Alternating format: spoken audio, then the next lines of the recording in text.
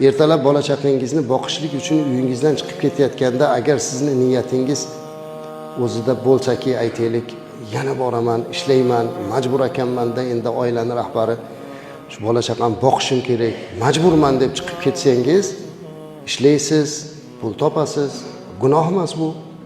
Gunoh emas, pul qildingiz, hammasi joyida. Lekin kelingda shunda niyatni sal o'zgartiraylik-da. Aytsangizki, Alloh Qur'onda ar-rijalu qawwamuna 'alan nisa, erkaklar ayollar ustiga boshliq dedi. Oila rahbari qildi. Alloh meni oilani rahbaridek mas'uliyat bilan yaratib, oilami ta'minotini mana gardanimga yuklagan ekan. Bugun o'sha vazifamni Alloh uchun bajargani chiqib ketyapman. Alloh menga halol rizq ato qilgin deb chiqib ketsangiz, to borib xizmatingizni qilib, ishingizni qilib kelguncha ham siz ibodatdasiz.